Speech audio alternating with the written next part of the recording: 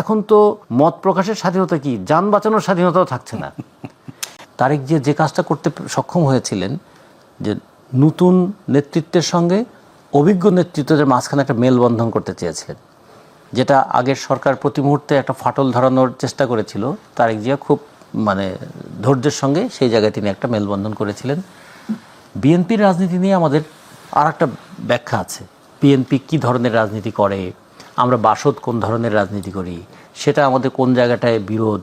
আমাদের গণতান্ত্রিক আন্দোলনের ক্ষেত্রে কোনো কোনো জায়গায় আমাদের মিল ছিল, বিশেষ করে আমরা স্বৈরাচারী সরকারের বিরুদ্ধে লড়াই করার ক্ষেত্রে আমাদের মধ্যে মিল ছিল, যেটা আমরা একসময় এরশাদ স্বৈরাচারের বিরুদ্ধে, এরশাদ যখন 86-এর নির্বাচনটা দিতে গেল, সেই সময় আমরা কিন্তু 15 দল থেকে 5 দল বেরিয়ে এসেছিলাম, বাসদ সহ বেরিয়ে এসে আমি বলছিলাম যে এরশাদের অধীনে কোনো নির্বাচন হতে পারে না এবং আমরা এরশাদকে কোনোভাবেই বৈধতা দেব না।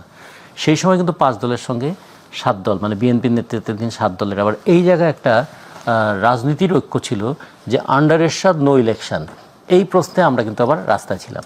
ঠিক তেমনি ওই 2014 সালের নির্বাচনের পরে ওই নির্বাচনকে প্রতিহত করা বা ওই নির্বাচনকে প্রতি মুহূর্তে এটা নির্বাচনের নামে যে জনগণের সঙ্গে একটা কত বড় দুর্বিষহ প্রতারণা করা হয়েছে, সেই কথার ক্ষেত্রে কিন্তু আমাদের বাসদের সঙ্গেও আবার বিএনপির একটা রাজনৈতিক একটা মিল ছিল।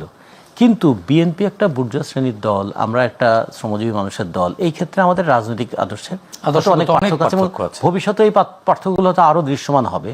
কিন্তু তা সত্ত্বেও রাজনীতিতে একটা রাজনৈতিক সংস্কৃতি থাকে না। যেমন দুদুভাই, আমরা যখন একসঙ্গে ছাত্র রাজনীতি করেছি, দুদুভাই আমাদের, তখন দুদুভাইকে কিন্তু আমরা নেতা হিসেবেই জানতাম এবং এখনও খেয়াল করে দেখবেন যে দুদুভাই সহ আমরা বসি, তখন এতখানি সৌজন্যতা অন্তত থাকে যে দুদুভাইকে আমরা দুদুভাই বলেই কিন্তু মনে করি।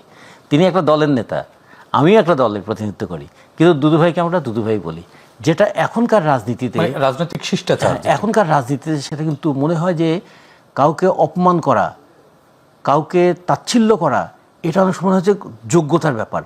আমরা বিশেষ করে এইবারের অভ্যুত্থানের পরে, অভ্যুত্থান যাদেরকে কেন্দ্র করে মানুষের আবেগটা কেন্দ্রীভূত হয়েছিল, তাদের ব্যবহার, তাদের বক্তব্য, তাদের আচরণ, তাদের বডি ল্যাঙ্গুয়েজ এমন ছিল যে মানুষকে তো বটেই, প্রতিপক্ষকে কতভাবে হেয় করা যায় তার একটা প্রতিযোগিতা নেমেছিলেন।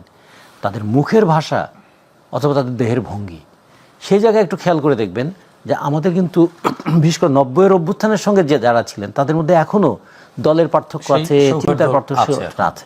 আমরা মনে করি যে তারেক যে এই দিকটাতে একটু খেয়াল রাখবেন যে রাজনীতিতে বিরোধ থাকবে, রাজনীতিতে প্রতিপক্ষ থাকবে, কিন্তু প্রতিপক্ষতা কখনো যেন প্রতিহিংসার রূপ না নেয়, যেন যে কোনো অপোজিশনকে অ্যানিহিলেশনের জায়গায় নিয়ে দেওয়া না যায়।